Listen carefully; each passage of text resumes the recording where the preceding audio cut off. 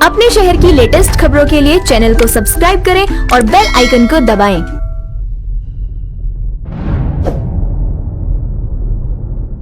नमस्कार, आप देख रहे हैं हुंकार 24/7। देवली विधानसभा में हम लोग मौजूद हैं। हमारे साथ भारतीय जनता पार्टी के जिला के महामंत्री बलबीर सिंह जी हैं, जो कि वरिष्ठ समाजसेवी भी हैं और काफ़ी लंबे अरसे से भारतीय जनता पार्टी से जुड़े हुए हैं। तो उनसे आज कुछ राजनीतिक मुद्दों को लेकर हम चर्चा करेंगे। सर, सबसे पहले स्वागत है आपका हुंकार 24/7। धन्यवाद महेंद्र जी।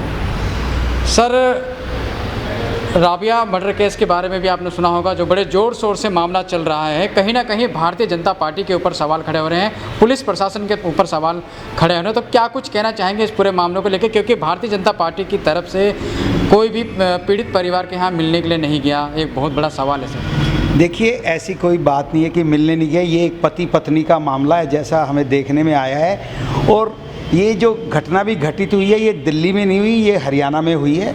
और हरियाणा की सरकार, हरियाणा की पुलिस उसके लिए लगातार प्रयासरत है। और मैं आपको जानकारी दे दूं, हरियाणा सरकार ने इसका पूरा इन्वेस्टिगेशन के लिए सीआईडी को एक केस ट्रांसफ़र कर दिया है, ताकि इसकी सच्चाई का पता चल सके। देखिए, कुछ चीज़ें होती हैं जो हमें कहीं ना कहीं जैसी बातें निकल के आ रही हैं। ये सिविल डिफेंस में काम करती थी, यहाँ संगम विहार में ये ज़रूर रहती थी, लेकिन जो घटना घटित हुई है वो हरियाणा में हुई है। तो हरियाणा की सरकार इसके लिए लगातार प्रयास कर रही है। और कोई भी काम अगर मानवता के अगेंस्ट होता है, देखिए किसी रास्ते में नहीं हुआ, ये किसी पब्लिक प्लेस पे नहीं हुआ। अब हस्बैंड वाइफ का कोई आपस में झगड़ा था, लेकिन इस प्रकार की घटनाएं जो इस प्रकार से, मैं आपको बताऊं कि इतनी दुखित करने वाली घटना है कि ये किसी के साथ भी नहीं होना चाहिए। अगर किसी का आपस में कोई मनमुटाव है तो दोनों परिवारों को अलग हो जाना चाहिए। और इस प्रकार की कहीं पे भी कोई घटना होती है तो हम लगातार इसकी भर्त्सना करते रहते हैं। सर, संगम विहार की अगर बात करी जाए तो एक मुहिम आपके द्वारा चलाई गई थी, एक आवाज़ उठाई गई थी कि संगम विहार के पीछे से एक बाईपास, जो कि मास्टर प्लान 2021 में उसको बनकर तैयार होना था, नहीं हुआ। तो अब स्थिति क्या है, क्योंकि मास्टर 2041 का प्रपोजल आ चुका है, तो उसमें स्थिति क्या है इस बाईपास वाले रोड की? देखिए, इसके लिए ना वो रोड जो प्रपोज था वो 2018 में उसको भारतमाला प्रोजेक्ट से जोड़ दिया गया है। भारतमाला एक ऐसी प्रधानमंत्री मोदी जी की एक इस प्रकार की स्कीम है जिसमें पूरे जितने भी हमारे बिजनेस सिटीज़ हैं उनको जोड़ने के लिए, ताकि लोगों को अपना बिजनेस चलाने में आसानी मिले, इस रास्ते को भी उससे जोड़ा गया है। ये दिल्ली का एक 3rd रिंग रोड है, जो दिल्ली की यातायात व्यवस्था, दिल्ली में जो जाम की समस्या है, दिल्ली में जो मटेरियल की मूवमेंट दूसरे स्टेट से आके मान लो पंजाब को जाती है, यूपी को जाती है, कोई दिल्ली के अंदर से न जाए, इन्हीं रास्तों से होके अपने जो नेबरिंग स्टेट है वहाँ पे चला जाए। तो इसके लिए संगम विहार के पीछे से एक 100 मीटर का रोड प्रपोज्ड है, वो इस 2041 मास्टर प्लान में भी है। और उसके लिए अब सरकार ने फंड्स एलोकेट करना शुरू कर दिया है। तो निश्चित रूप से ये जो अर्बन एक्सटेंशन रोड का फेज़ 2 है, इस पे जल्दी काम शुरू होगा। और जब ये रोड बन जाएगा तो हमारे इस दक्षिणी दिल्ली की जो मैक्सिमम, मैं आपको कहूँ, जो मेहरौली बदरपुर गुड़गांवा रोड है, इस पे दोनों तरफ मेहरौली गुड़गांवा रोड और मेहरौली बदरपुर रोड, दोनों पे जो जाम की विशेष समस्या बनी हुई है, ये दूर होने में बहुत बड़ी सहायता मिलेगी। सर, आम आदमी पार्टी के द्वारा एक महामुहिम चलाई जा रही है, बड़ा अभियान चलाया जा रहा है, आपका विधायक आपके द्वार, जिससे सीधा विधायक जो है जनता से कनेक्ट हो गया, जनता से संपर्क करेंगे। तो कहीं ना कहीं भारतीय जनता पार्टी को निगम चुनाव में एक झटका देने की तैयारी आम आदमी पार्टी की है। कहीं ना कहीं भारतीय जनता पार्टी को इससे नुकसान हो सकता है ऐसे अभियानों से? नहीं, देखिए, ऐसे अभियान हर पार्टी अपने लेवल पे करती है। जहाँ तक भारतीय जनता पार्टी की बात है, वो लगातार उनके प्रतिनिधि लोगों के संपर्क में रहते हैं। और भारतीय जनता पार्टी किसी अभियान के नहीं, भारतीय जनता पार्टी लगातार जब से सत्ता में है लोगों के बीच में रहती है। उनके चाहे निगम पार्षद हों, उनके चाहे MLA हों, उनके चाहे सांसद हों, वो लगातार लोगों के बीच में बने रहते हैं। अब केजरीवाल साहब को लग रहा है, केजरीवाल सरकार बुरी तरह से, क्योंकि वो अपने कार्य तो उन्होंने कुछ किए नहीं है, अब वो लोगों के पास जाकर लोगों को जिस प्रकार बहका के ये पार्टी सत्ता में आई है, किन मुद्दों पे ये सरकार बनी थी, वो सारे दिल्ली वासियों को पता है। और केजरीवाल को भी अच्छी तरह पता है कि वो MCD में भारतीय जनता पार्टी की ही सरकार बनी थी, तो उसने डर के इस प्रकार के कि उनका कहाँ गए उनके MLA, उनके तो यहाँ पे दिल्ली में 62 MLA, और कितना टाइम लोगों के बीच में रहते हैं ये पूरी क्षेत्र की जनता जानती है। कोई उनसे ऑफिस में भी मिलने जाता है तो ठीक तरीके से बात नहीं कर रहे, ये सब दिखावा है।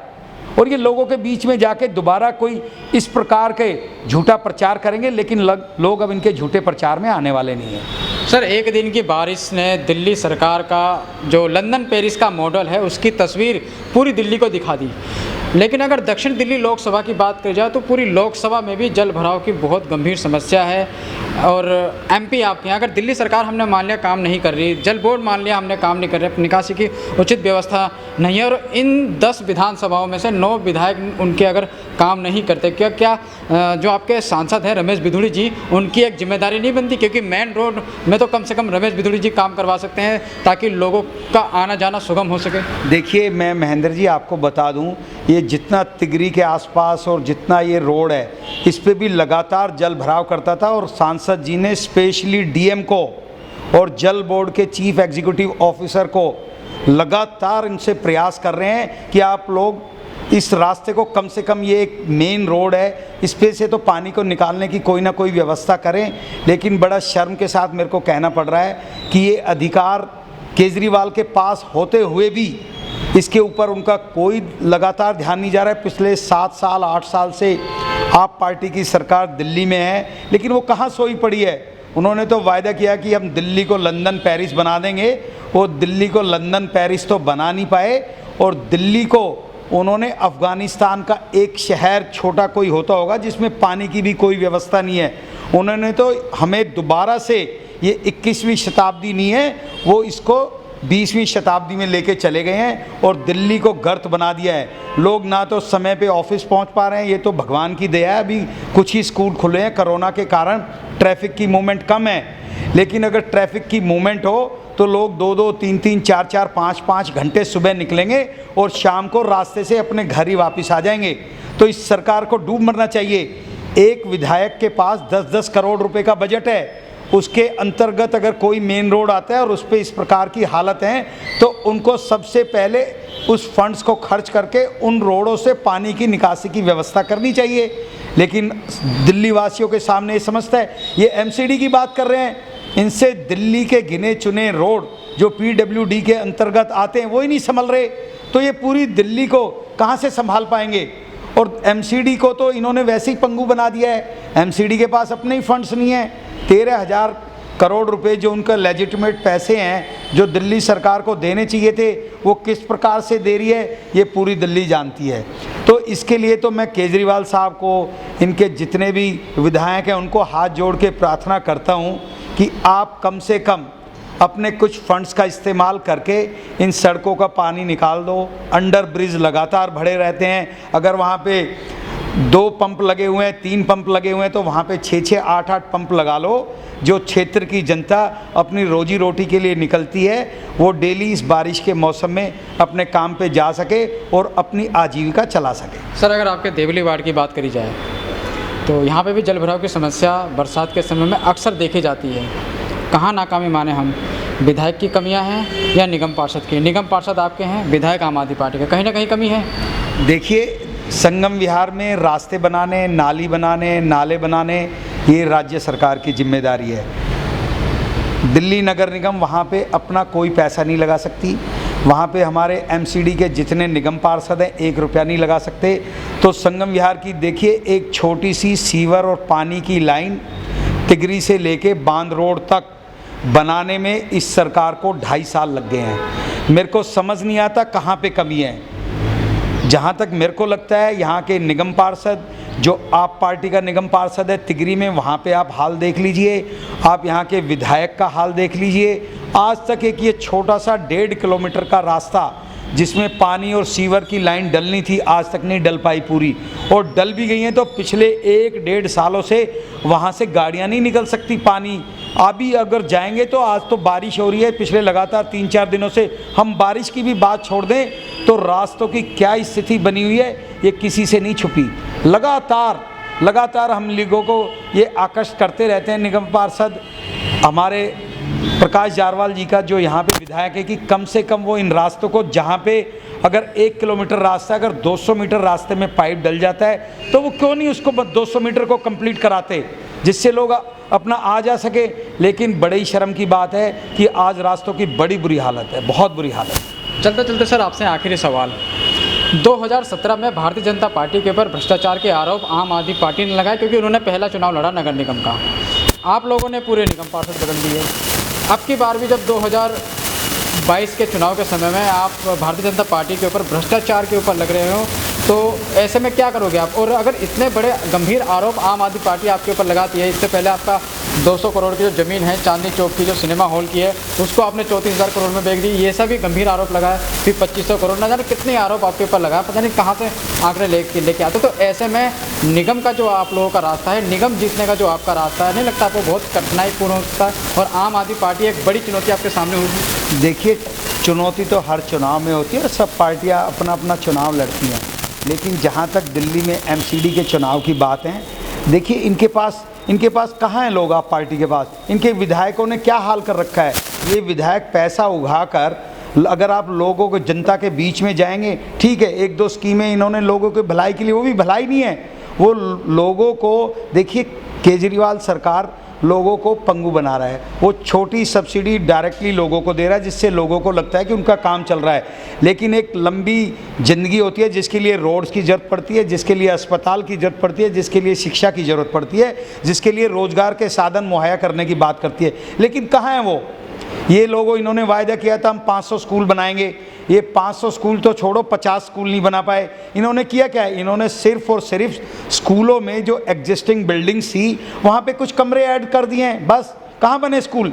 इन्होंने दिल्ली में कॉलेज खोलने की बात की थी, आप मेरे को गिना दें अगर एक भी कॉलेज इस दिल्ली सरकार ने कहीं पे खोला हो। आपने कोविड के दौरान देखा है कि किस प्रकार पूरी दिल्ली में अफरा तफरी का माहौल था। इन्होंने, जहाँ तक ऑक्सीजन की बात थी, ऑक्सीजन की पूरी दिल्ली में जो कैपेसिटी थी वो 400 क्यूबिक मीटर थी, ये डिमांड कर रहे थे 800, 700, 900, 1100 क्यूबिक मीटर।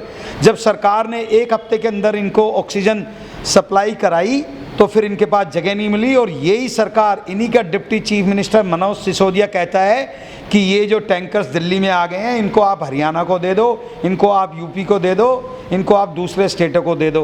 तो ये इस प्रकार की व्यवस्था इन लोगों की है। आप करप्शन की बात कर रहे हैं, इन्होंने दिल्ली जल बोर्ड में, जो इन्होंने पहली बार जब ये सरकार में आए थे 2017 में, नल से जल देने का वायदा किया था पूरी कॉलोनीज़ में। मैं संगम विहार में बता दूं, अभी कहीं कहीं जब चुनाव आते हैं तो ये कुछ हाइड्रेंट लगवा रहे हैं, और आज तक कहीं पे भी प्रॉपर पाइपलाइन पानी की डाल के किसी घर में नल से जल नहीं आ रहा है। कहाँ गए पैसे? इसके लिए दिल्ली की काड़ी कमाई का 41,000 करोड़ रुपए दिल्ली जल बोर्ड को दिया, और उस 41,000 करोड़ में से 26,000 करोड़ का कहीं पे कोई हिसाब किताब नहीं मिल रहा। तो मैं पूछना चाहता हूँ इनसे कि वो, और ये क्वेश्चन जो है ये सीएजी ने उठाए हैं, और ये लगातार इन्होंने पिछले 4 सालों से ये उसका स्पष्टीकरण नहीं दे पाए हैं, और ये मुद्दा कोर्ट में चला गया है। अब दिल्ली हाई कोर्ट ने इनको डायरेक्शन दी है कि आपको ये 26,000 करोड़ रुपए का पूरा लेखा जोखा प्रस्तुत करना पड़ेगा, और ये इनको एक ना एक दिन, तो इनकी पोलें खुल रही हैं। अभी इन्होंने बस खरीदी 1,000 करोड़ रुपए की, 1,000 करोड़ की बस खरीदी, और 1,000 करोड़ रुपए का 3 साल का उनका मेंटेनेंस का कॉन्ट्रैक्ट भी इन्होंने एक और कंपनी को दे दिया। देखिए, जब नई बसें खरीदी जाती है तो उनके रख रखाव की जो मैन्युफैक्चरर है उनकी एक गारंटी होती है। बसें खरीदी 898 करोड़ की, और 350 करोड़ पर एनम का मेंटेनेंस का खर्चा एक कंपनी को दे दिया।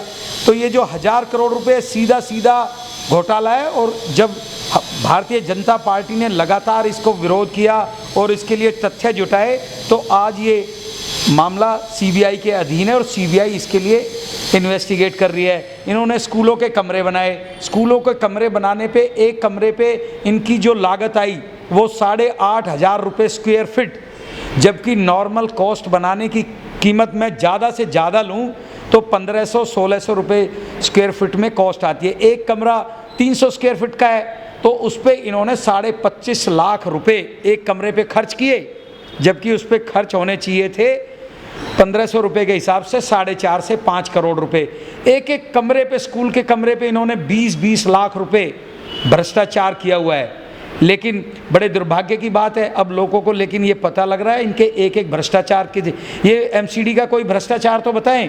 ये 100 करोड़ 200 करोड़ की अभी बात कर रहे हैं। ये जो नॉवेल्टी सिनेमा का एक छोटा सा 1100 गज का प्लॉट था और उसका जो सर्कल रेट से उसकी प्राइस थी वो थी 18 करोड़ 98 लाख। 18 करोड़ 98 लाख के लिए ओपन टेंडर मांगे गए पूरे कि कौन उसको लेना चाहता है, तो मैक्सिमम टेंडर 34 करोड़ रुपए का आया और उसको सरकार अलॉट करने का अभी विचार कर रही है। मैं आप पार्टी को कहना चाहता हूँ आप लोग 100 करोड़ का दो ना, और 100 करोड़ की चीज़ को 200 करोड़ में बेचना। 100 करोड़ रुपए जनता की भलाई के लिए लगा देना। कोई आदमी सामने नहीं आ रहा है प्रॉपर्टी लेने के लिए, खाली झूठे मन गढ़ंत आरोप लगा रहे हैं, तो ये लोगों को पता लग रहा है। और अब आने वाले समय में जिस प्रकार से लगातार 15 सालों से एमसीडी में भारतीय जनता पार्टी की सरकार है, आने वाले समय में भी भारतीय जनता पार्टी की सरकार ही एमसीडी में बनेगी।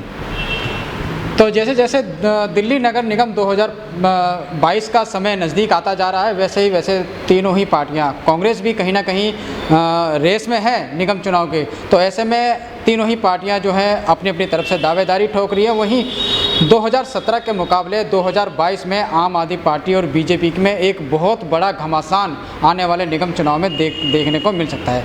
अब देखना बहुत अहम होगा कि आने वाले समय में भारतीय जनता पार्टी जहां 15 साल से एमसीडी के अंदर बैठी है, क्या आम आदमी पार्टी उसको जीत पाएगी? और अगर आम आदमी पार्टी जीत भी लेती है तो क्या दिल्ली की जो स्थिति है, दिल्ली के जो हालात हैं, जो बारिश के समय में यहाँ पे जो गंदगियाँ फैल जाती हैं, क्या उस पर लगाम लगा पाएगी? वो देखना बहुत अहम होगा। तब तक आप जुड़े रहिए और बने रहिए हुंकार 24/7 के साथ। नमस्कार।